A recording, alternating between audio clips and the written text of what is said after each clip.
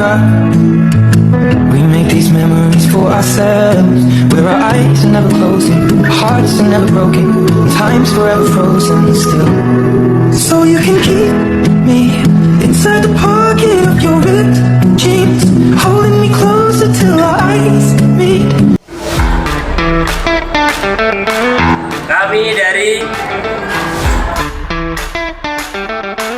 Kelompok 1 ingin menyampaikan video tentang refleksi, keterbatasan, dan etika KA. Selamat menyaksikan.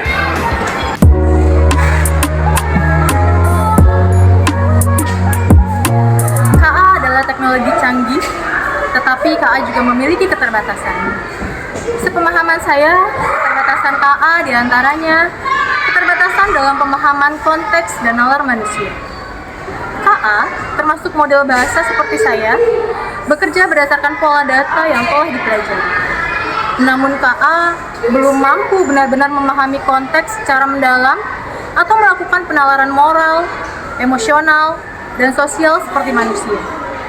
Misalnya, KA dapat menjawab pertanyaan atau menerjemahkan teks, tapi bisa kesulitan memahami sarkasme, humor budaya lokal, atau nilai-nilai kontekstual dalam percakapan manusia. Pendapat saya, ini adalah keterbatasan yang signifikan, karena pemahaman konteks sangat penting dalam banyak aspek kehidupan manusia, terutama dalam pendidikan, hukum, etika, dan moral. KA seharusnya tidak digunakan sebagai pengganti keputusan manusia, melainkan sebagai alat bantu yang mendukung proses pengambilan keputusan.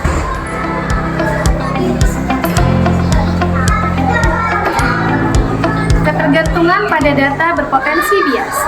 KA hanya data terbaik yang digunakan untuk melatihnya. Jika ada data latih mengandung bias, stereotip, atau tidak representatif, maka KA juga akan menghasilkan keluaran yang berbias atau tidak ada. Contohnya, sistem rekrutmen berbasis KA bisa secara tidak sadar mendiskriminasi kelompok tertentu jika dibawa dari data yang bias. Pendapat saya, keterbatasan ini sangat penting untuk memperhatikan karena beresiko memperkuat ketidakadilan sosial. Bagi kita tidak boleh menganggap hasil dari KA adalah mutlak benar. Diperlukan pengawasan terhadap manusia, audit etika, transparansi dalam penggunaan KA, terutama dalam bidang yang menyangkut urusan penting. Kesimpulannya, meskipun KA berguna dan terus berkembang, keterbatasannya menunjukkan bahwa peran manusia tetap sentral dan menilai, mengarahkan, dan mengontrol penggunaannya secara bijak. Kita perlu berpikir kritis dan bertanggung jawab dalam mengembangkan dan menerapkan teknologi ini. Pemahaman konteks yang terbatas. Kecerdasan artifisial tidak bisa menggantikan guru, contohnya dampak di sekolah. Misal, jika siswa menggunakan kecerdasan artifisial untuk menjawab soal atau menulis esai, kecerdasan artifisial memang bisa memberikan jawaban yang cepat dan benar secara teknis. Namun, kecerdasan artifisial tidak bisa memahami konteks personal siswa-siswinya, misal nilai budaya lokal, latar belakang, pengalaman pribadi, atau cara berpikir siswa tertentu. Cara menghadapinya di sekolah, guru tetap harus membimbing dan mengevaluasi hasil kerja siswa, bukan hanya menerima jawaban dari kecerdasan artifisial mentah-mentah. Penggunaan kecerdasan artifisial harus diarahkan sebagai alat bantu belajar, bukan sebagai proses berpikir siswa. Dampak kecerdasan artifisial yang kedua adalah bias data, yaitu resiko ketidakadilan dalam materi atau penilaian. Contoh dampaknya di sekolah adalah jika sekolah menggunakan KA untuk menilai hasil belajar, seperti menilai tulisan atau proyek, bisa saja terjadi bias. Misalnya, KA mungkin memberi nilai rendah pada gaya bahasa yang tidak sesuai dengan standar barat, padahal secara isi sangat baik. Lalu, bagaimana cara menghadapinya di sekolah?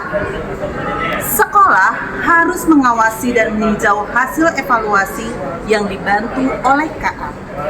Guru tetap menjadi penilai utama, sementara KA bisa dipakai untuk memberi saran awal atau umpan balik cepat.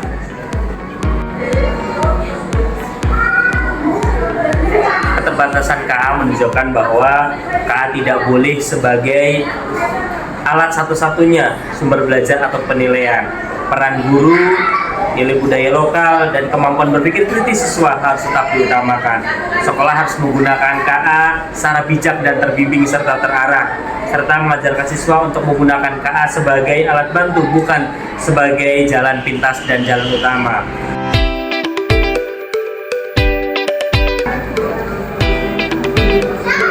Prinsip etika dalam KA. Ada 2 prinsip etika sebelum kita menggunakan KA, khususnya KA generatif. 1. Prinsip transparansi. Penggunaan KA harus dilakukan secara terbuka. Siswa, guru, dan orang tua harus tahu kapan dan bagaimana KA digunakan. Contoh penerapan di sekolah. Saat siswa diminta membuat esai atau karya tulis dengan bantuan KA seperti ChatGPT, guru mewajibkan siswa menuliskan catatan di akhir tugas seperti tugas ini dibuat dengan bantuan ide awal dari ChatGPT, namun dikembangkan dan ditulis sendiri oleh saya. Guru menjelaskan ketika siswa bahwa KA tidak memahami makna seperti manusia, dan hasilnya perlu disaring serta diperiksa kembali. 2. Prinsip kejujuran akademik.